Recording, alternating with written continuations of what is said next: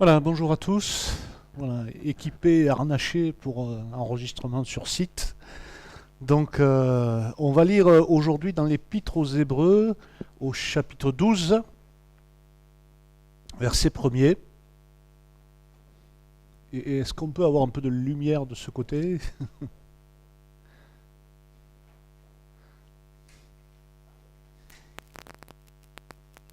Voilà, super.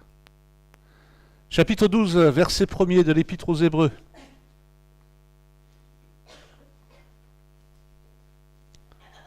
Pas que je bouge. Nous donc aussi, puisque nous sommes environnés d'une si grande nuée de témoins, rejetons tout fardeau et le péché qui nous enveloppe si facilement, et courons avec persévérance dans la carrière qui nous est ouverte, ayant les regards sur Jésus, le chef et le consommateur de la foi, qui, en vue de la joie qui lui était réservée, a souffert la croix, méprisé l'ignominie, et s'est assis à la droite du trône de Dieu. Considérez en effet celui qui a supporté contre sa personne une telle opposition de la part des pécheurs, afin que vous ne vous lassiez point l'âme découragée. Vous n'avez pas encore résisté jusqu'au sang en luttant contre le péché, et vous avez oublié l'exhortation qui vous est adressée comme à des fils. Mon fils, ne méprise pas le châtiment du Seigneur, ne perds pas courage lorsqu'il te reprend, car le Seigneur châtie celui qu'il aime et frappe de la verge tous ceux qu'il reconnaît pour ses fils. Supportez le châtiment, c'est comme des fils que Dieu vous traite, car quel est le fils qu'un père ne châtie pas? Mais si vous êtes exempts du châtiment auquel tous sont part, vous êtes donc des enfants illégitimes et non des fils.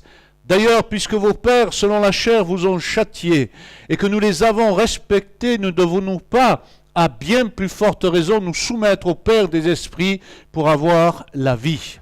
Nos pères nous châtiaient pour peu de jours, comme ils le trouvaient bon, mais Dieu nous châtie pour notre bien, afin que nous participions à sa sainteté. Il est vrai que tout châtiment semble d'abord un sujet de tristesse et non de joie, mais il produit plus tard, pour ceux qui ont été ainsi exercés, un fruit paisible de justice. Fortifiez donc vos mains languissantes et vos genoux affaiblis, et suivez avec vos pieds des voies droites, afin que ce qui est boiteux ne dévie pas, mais plutôt se raffermisse. Recherchez la paix avec tous, et la sanctification, sans laquelle personne ne verra le Seigneur. Veillez à ce que nul ne se prive de la grâce de Dieu, à ce qu'aucune racine d'amertume poussant des rejetons ne produise du trouble et que plusieurs n'en soient infectés. À ce qu'il y ait ni impudique ni profane comme Ésaü, qui pour un mets vendit son droit d'aînesse. Vous savez que plus tard, voulant obtenir la bénédiction, il fut rejeté, quoiqu'il la sollicitât avec larmes, car son repentir ne put avoir aucun effet. Amen. Là, en lisant ce texte, en relisant ce texte, je me disais, mais finalement, ce texte est assez difficile. Hein, il parle de choses qui ne sont pas simples, et ça peut paraître aussi comme un texte où boum, hein, Dieu nous rentre dedans, quoi. Hein. Mais en regardant tout le contexte de l'épître, on va voir que c'est plus un encouragement, en fait, qu'un reproche que Dieu fait à son Église.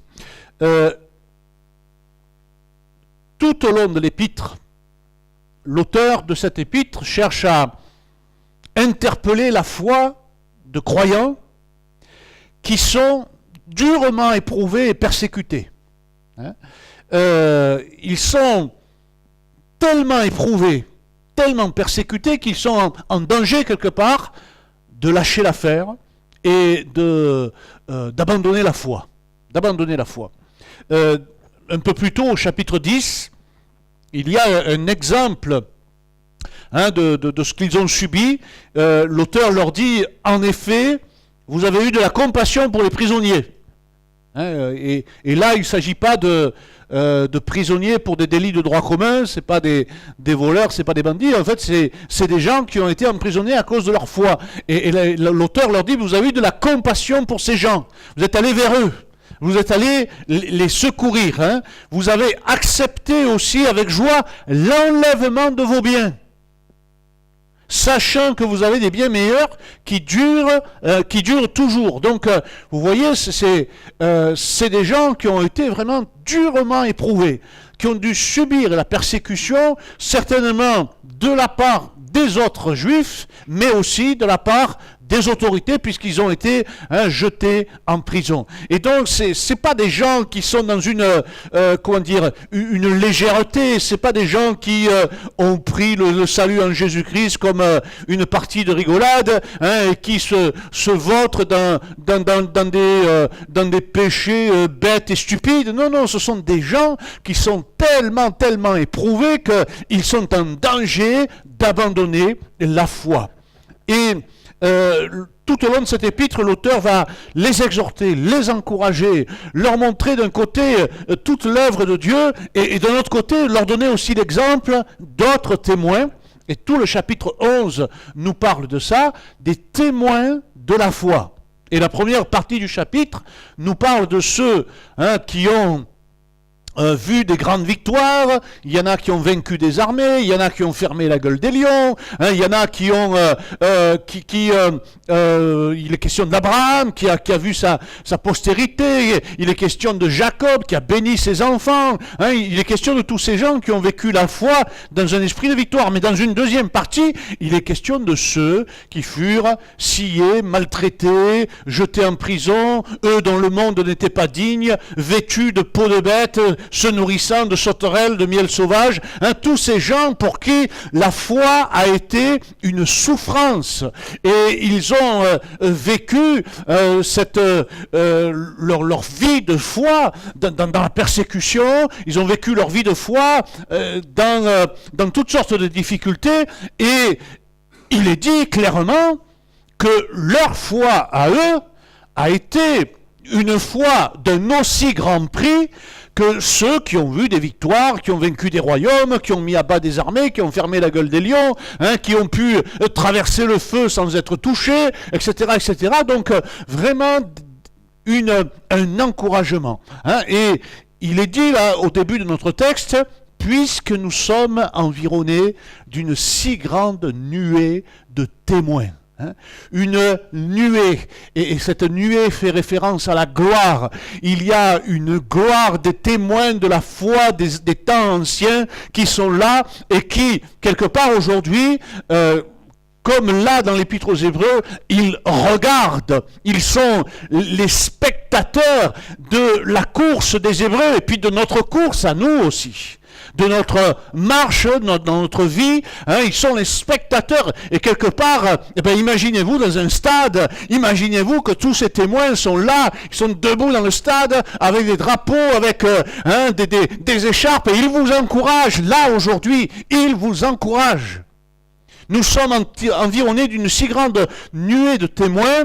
Rejetons tout fardeau, rejetons le péché qui nous enveloppe si facilement et courons avec persévérance dans la carrière qui nous est ouverte. Paul reprend vraiment l'image du stade. La carrière, ce n'est pas notre avenir professionnel. La carrière dont il est question ici, c'est le bas, c'est l'arène, c'est là où il y a le sable, c'est là où les gladiateurs se battent, c'est là où les sportifs font leurs courses, c'est là où les chars rentrent en scène, c'est cette carrière-là dont il est question, et les témoins sont dans les gradins, cette nuée de témoins sont dans les gradins, et ils nous encouragent. Parce qu'eux-mêmes ont vécu les mêmes choses, parce qu'eux-mêmes ont dû affronter toutes sortes de choses, et puis il y a Jésus.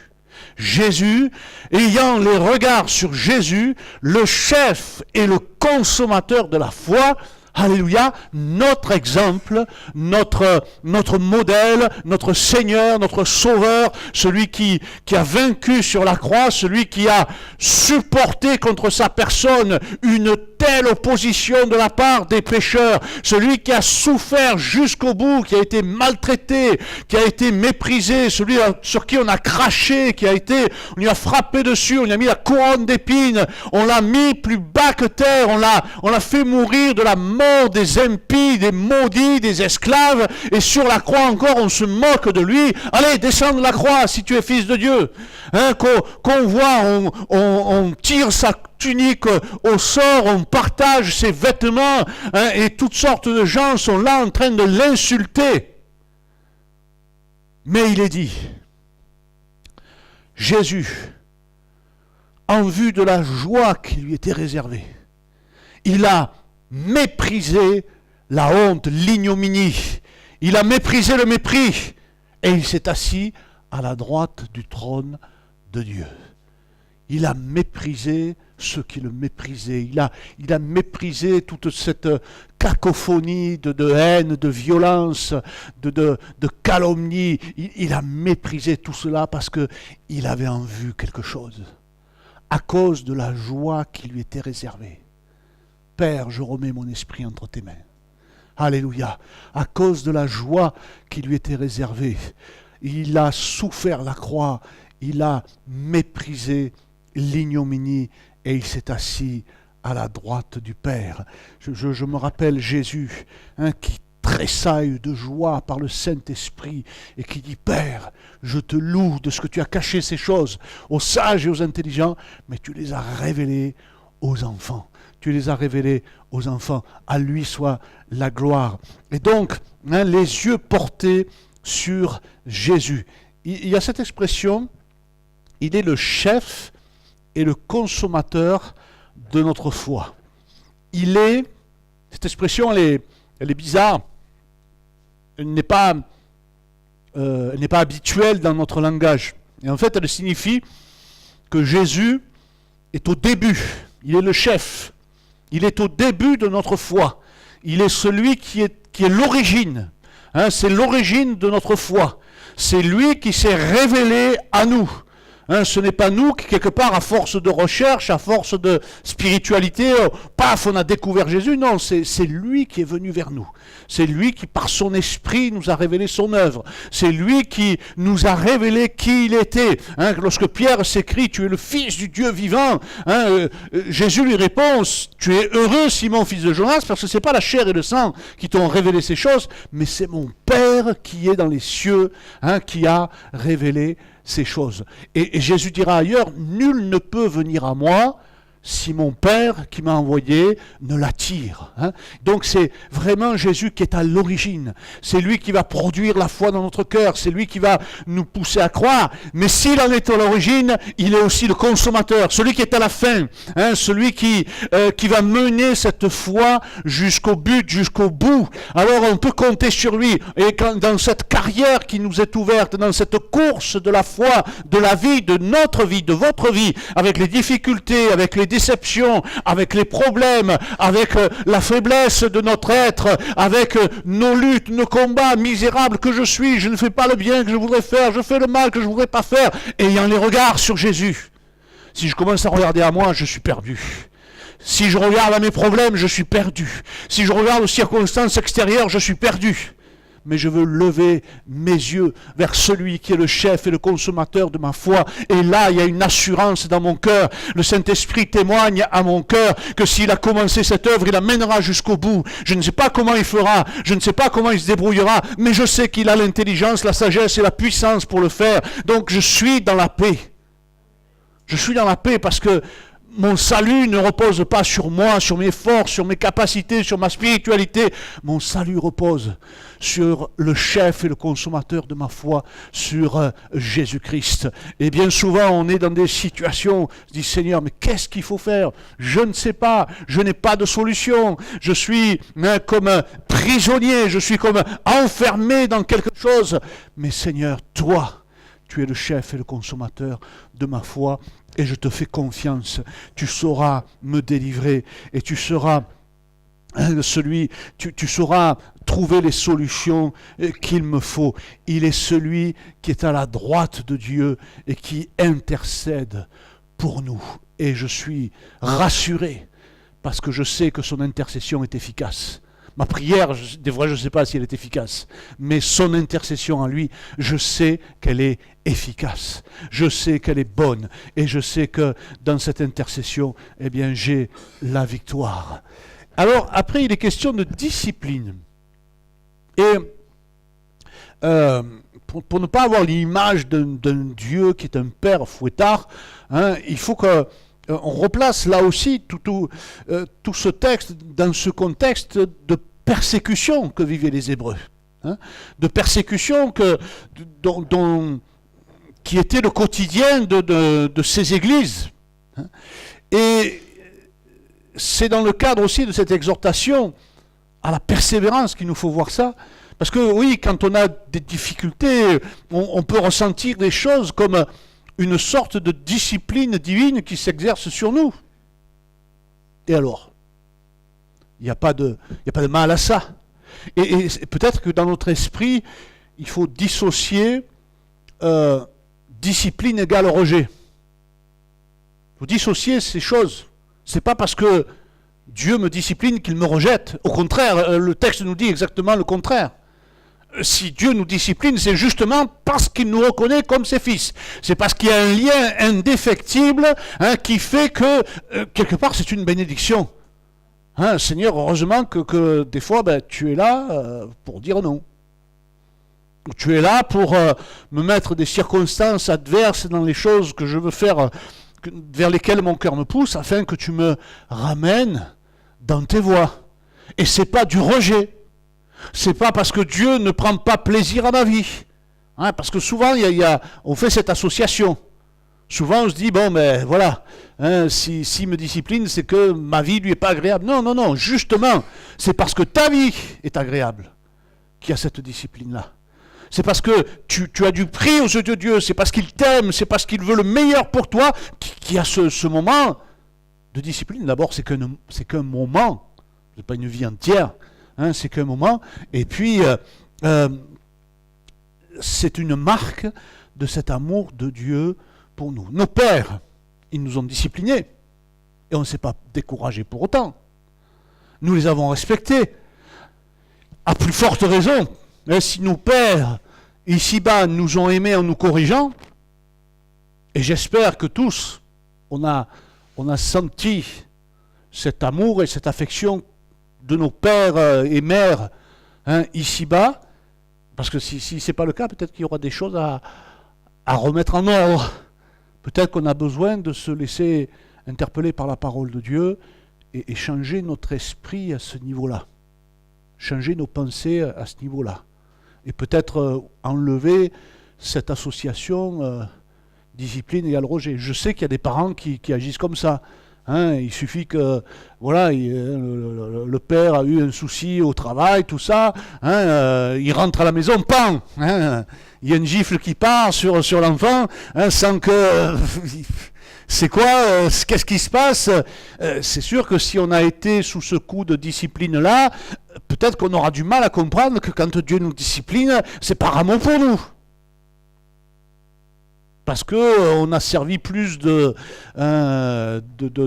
souffrance et d'exutoire à la colère vu le travail, que vraiment une discipline qui était là pour nous conduire et nous diriger dans la justice.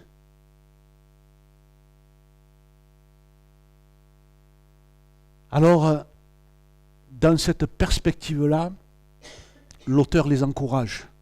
Ok, il y a peut-être dans certaines situations et certains cas une forme de discipline que Dieu exerce au travers de certaines difficultés que vous vivez. Mais ça veut dire que Dieu vous aime. C'est ça qu'il faut retenir. Ça veut dire que Dieu vous aime. Ça veut dire que Dieu vous reconnaît comme ses fils. Ça veut dire qu'il y a un lien profond, inaltérable, qu'on ne peut pas enlever, hein, un lien qui est vivant. Il vous reconnaît comme ses fils et ses filles. Vous êtes nés de nouveau. Vous faites partie de la famille de Dieu. Vous faites partie de ce peuple qu'il s'est choisi. Et ce lien-là, rien ne pourra le détruire. Et il va utiliser ensuite cette expression, fortifiez donc vos mains languissantes et vos genoux affaiblis. Suivez avec vos pieds des voies droites afin que ce qui est boiteux ne dévie pas, mais plutôt se raffermisse. Hein? Ce texte-là, il vient du prophète Ésaïe. Ésaïe au chapitre 35, fortifiez vos mains languissantes, affermissez vos genoux qui chancellent. Et dans le contexte d'Ésaïe, ce texte parle du retour de l'exil. Hein, le peuple hébreu était bien tranquille à Jérusalem, tout ça, et puis paf, hein, les Assyriens d'abord, puis le roi de Babylone vient, hein, tout le monde est mis dans la chute, hein, tout le monde est amené à Babylone, hein, est dispersé dans tous les pays, et puis Ésaïe fait la promesse qu'après ce temps de discipline, ben, il va y avoir un temps de retour. Il va y avoir un temps de bénédiction. Et quand Ésaïe voit le peuple, il ne voit pas un peuple en super forme. Hein, il ne voit pas un peuple qui arrive en courant, petite foulée, hein, un petit jogging, bandeau, tout ça. Il voit un peuple qui a des mains languissantes et des genoux affaiblis. Il voit un peuple, et c'est ce que sera ce peuple, un peuple petit et faible, mais qui revient à Jérusalem. Et c'est pas un reproche, c'est simplement un constat. Il y a tellement eu d'épreuves, il y a tellement eu de soucis, il y a tellement eu de difficultés, il y a tellement eu des choses difficiles et graves qui ont pris place là, dans l'expérience de vie de ce peuple, que c'est des mains languissantes et des genoux affaiblis. Mais Ésaïe les réconforte. Allez, fortifiez vos mains languissantes, fortifiez les genoux affaiblis, suivez avec vos pieds des voies droites, afin que ce qui est boiteux ne dévie pas, mais plutôt se raffermisse. Et c'est pas dévier dans le sens du péché, hein, c'est dévier dans le sens que le but c'est d'aller à Jérusalem, le but c'est de revenir dans le pays de la promesse, et le but pour nous, hein, c'est pas de nous égarer dans nos difficultés, c'est pas c'est que Dieu ne nous laisse pas dans nos découragements, dans nos amertumes, dans nos déceptions. Dieu veut nous conduire jusqu'au but. Alléluia. Et même si aujourd'hui il y a ce constat qui est fait, je suis faible, je suis dans la fatigue, je suis dans la difficulté, je suis dans la confusion dans mon esprit, dans ma foi, je ne sais plus tellement où est la volonté de Dieu pour moi aujourd'hui, eh bien fortifiez vos mains languissantes et fortifiez vos genoux affaiblis, parce que Dieu a un plan qui se renouvelle, Dieu a un plan, et son plan c'est de nous ramener d'une terre d'exil, c'est de nous ramener d'une terre de difficulté, c'est de nous ramener d'une terre de déportation, d'une terre où il y a eu une forme de discipline qui s'est exercée pour nous ramener dans la Jérusalem céleste. Dans la Jérusalem céleste.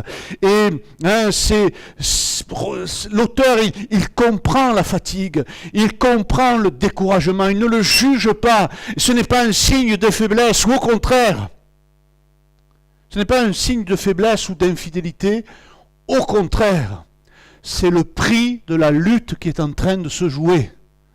Vous n'avez pas à lutter contre la chair et le sang, mais contre les esprits méchants dans les lieux célestes. La fatigue, la faiblesse, le découragement, c'est le prix à un moment de la lutte. Hein, c'est le prix de ce combat qui est mené. C'est le prix du combat de la foi. Est-ce que Paul n'a jamais connu ça ? Mais quand il arrive à Corinthe, hein, il dit lui-même, j'étais auprès de vous dans un état de crainte et de grand tremblement. Et pourquoi était-il dans un état de crainte et de grand tremblement ? Mais parce que toutes les villes dans lesquelles il est passé auparavant, il s'est fait bastonner, il a été jeté en prison, il a été fouetté. On peut comprendre à un moment que, voilà, on n'est pas en béton, on n'est pas des robots, hein, on n'est pas des machines, on est des êtres humains. Et on peut comprendre qu'à un moment, il y a un découragement qui soit là. C'est le prix de la lutte et c'est le prix du combat. Mais le Seigneur va lui parler à Paul. Le Seigneur va le fortifier. Il va fortifier ses mains chancelantes et ses genoux affaiblis. Ses mains affaiblies et ses genoux chancelants. Il va le fortifier. Et je vous dis, ce n'est pas un jugement, ce n'est pas un signe de faiblesse, ce n'est pas un signe d'infidélité. Au contraire, c'est le prix de la lutte qui est en train de se jouer. Et c'est ce texte qui est comme une exhortation à tous. Dans le début de l'Épître aux Hébreux, l'auteur dira « Exhortez-vous les uns les autres chaque jour, aussi longtemps qu'on peut dire aujourd'hui, afin qu'aucun de vous ne s'endurcisse par la séduction du péché, ou ne s'endurcisse par les épreuves qui se succèdent les unes aux autres, ou ne s'endurcisse par l'amertume, les déceptions, les déceptions qui prennent place. J'aurais aimé tant de choses dans ma vie, et puis bon, tous mes rêves volent en éclats, tous mes rêves se brisent contre la réalité. Voilà la réalité, ce qu'elle est, et elle est difficile à avaler. Alors, fortifiez vos mains languissantes, affermissez ces genoux qui chancellent. L'auteur de l'épître continue en disant « Cherchez la paix avec tous et la sanctification sans laquelle personne ne verra le Seigneur. Veillez à ce que personne ne se prive de la grâce de Dieu, à ce qu'aucune racine d'amertume, poussant des rejetons, ne produise du trouble et que plusieurs n'en soient infectés. » Les rapports humains, c'est souvent difficile. C'est là qu'il y a des conflits. Et puis le diable aussi cherche à mettre la zizanie. La zizanie, c'est la mauvaise herbe qui est lancée dans le champ. Et s'il peut exciter les querelles entre les croyants, ça, il fait son boulot. Et là, il est dit, recherchez la paix avec tous. Alors pas simplement à l'intérieur de l'Église, mais d'une manière générale. Recherchez la paix avec tous les hommes. Et c'est la même chose que Paul dira dans l'Épître aux Romains. Il dit, ne rendez à personne le mal pour le mal. Recherchez ce qui est bien devant tous les hommes. Et s'il est possible, autant que cela dépend de vous, tant que vous pouvez faire quelque chose, faites-le. Soyez en paix avec tous les hommes. Tant que ça dépend de vous. Après, il y en a que... c'est des casse-pieds, c'est des gens à problème, et puis ça sera toujours des gens à problème, et vous y pouvez rien, quoi. C'est comme ça. Mais ce que je peux faire, je le fais. Je fais ma part. Voilà. Après, chacun prend ses responsabilités. Mais dans ce contexte-là, alors, rechercher la paix avec tous, c'est la sanctification.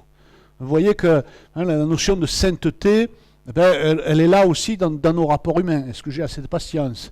Est-ce que j'ai assez d'amour? J'entendais une sœur qui priait ce matin en disant « Seigneur, donne-moi de l'amour ». Et je voulais dire « Amen » cette prière, parce que bien souvent aussi, je sens que je suis trop limité. Oui, on a de l'amour, mais il y a toujours un gars qui vous agace et qui vous casse les pieds. Et quand je dis ça, je pense à quelqu'un qui vient au local, là. Lui, il a le don pour me faire sortir de mes gonds. C'est Seigneur, bénis-le. Mais alors, et on sent bien que, Seigneur, si tu ne me remplis pas de ton amour, moi je ne sais pas aimer. Si par ton esprit, tu n'aimes pas travailler mon cœur, moi je ne peux pas, j'ai besoin de toi. Je me sens comme un mendiant, je me sens comme un dépourvu de tout. Mais j'ai besoin de ta vie. Et donc la sanctification, oui, dans le cadre des rapports humains, c'est là qu'il y a beaucoup de choses qui se jouent. Et offrir le pardon, c'est quelque chose d'important. Pouvoir sans arrêt revenir sur des choses qui sont basiques par rapport à l'évangile, quoi. Père, pardonne-nous nos offenses, comme nous aussi nous pardonnons à ceux qui nous ont offensés. Là, quand Paul parle et qu'il dit ne rendez à personne le mal pour le mal, j'ai pas envie de me venger, j'ai pas envie de prendre ma revanche, j'ai pas envie de faire payer à l'autre. Non, Seigneur, je veux rechercher le bien devant tous les hommes.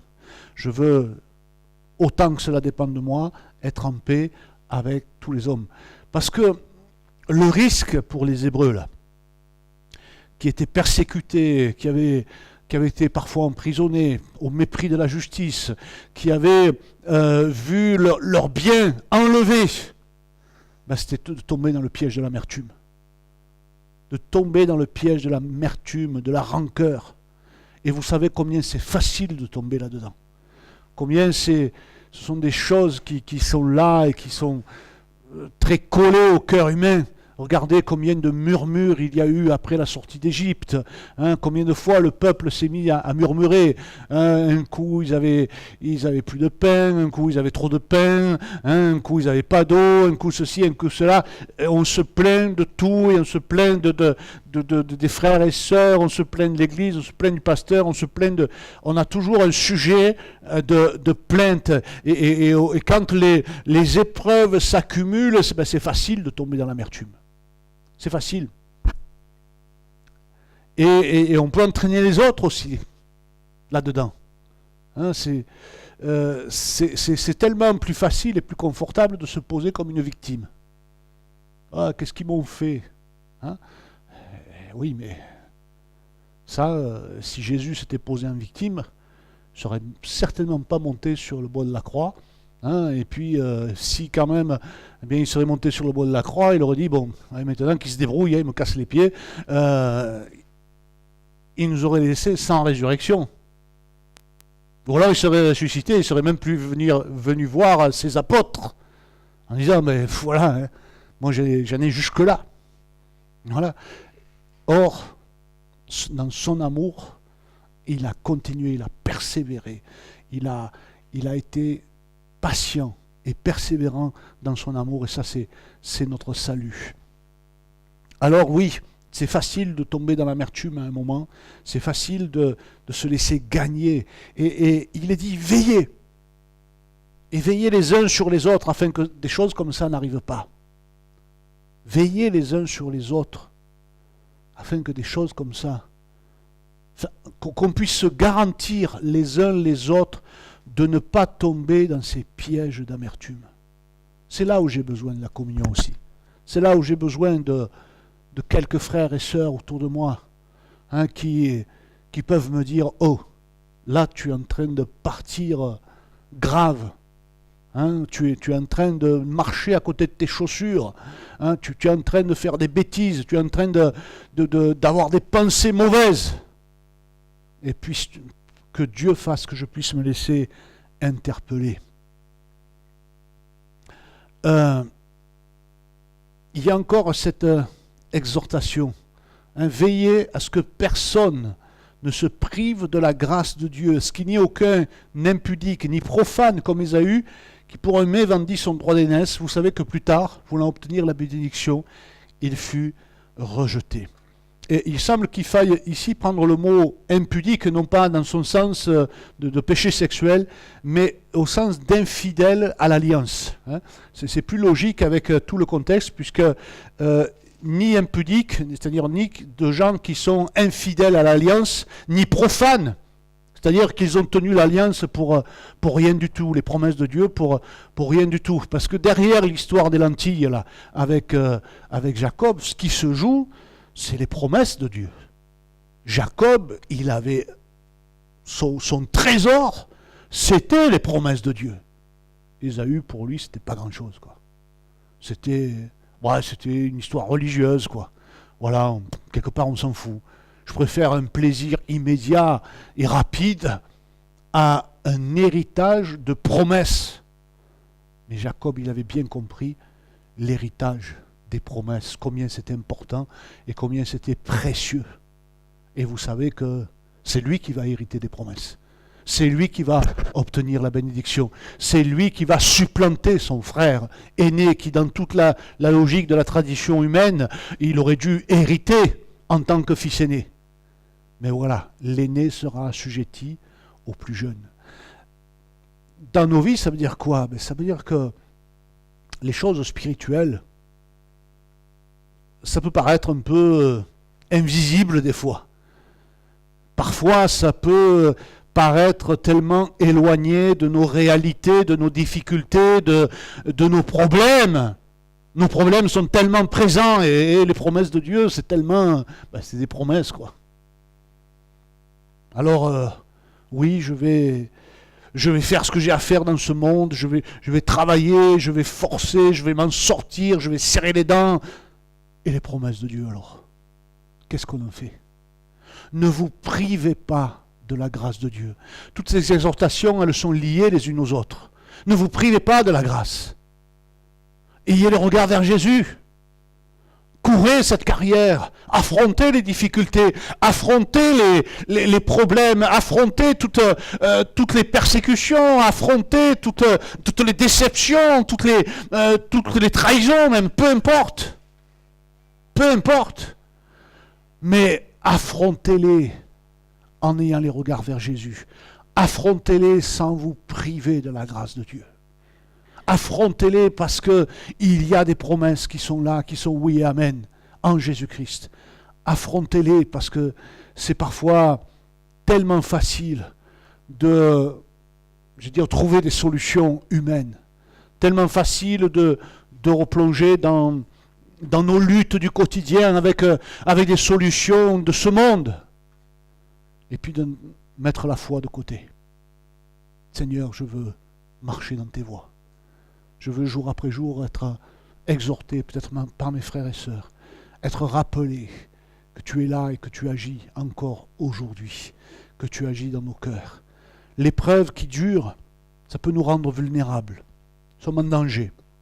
Danger de découragement, danger d'amertume, danger d'incrédulité. Mais il y a d'une part cette nuée de témoins qui ont vécu des choses difficiles, qui ont vécu des choses terribles. Et puis de notre part, il y a Christ qui a résisté jusqu'à la mort en face du péché, de l'ignominie, de la violence du monde. Dans cette course, nous ne sommes pas à lutter les uns contre les autres, mais nous sommes à veiller les uns sur les autres, pour nous exhorter à la foi, pour nous exhorter à la grâce de Dieu. Veillez à ce que personne ne se prive de la grâce de Dieu aujourd'hui. Amen. Merci Père pour ces moments passés ensemble. Merci pour ta parole, parce que Seigneur, c'est un bien précieux que ta parole, parce qu'elle donne du courage dans l'épreuve, elle nous donne de la patience. Père, alors je prie vraiment que chacun de nous puisse aujourd'hui se remettre à courir dans sa carrière, dans sa vie, que chacun de nous puisse avoir conscience de cette si grande nuée de témoins qui sont autour de nous, que chacun de nous puisse avoir de conscience que Jésus-Christ est debout et que lui aussi nous encourage et il intercède pour nous à la droite du Père. Merci mon Dieu, merci Seigneur que ton esprit nous guide et donne-nous Seigneur de veiller les uns sur les autres et de nous encourager à la foi, les uns avec les autres, Père. Merci mon Dieu pour ces moments. À toi la gloire, Jésus. Amen.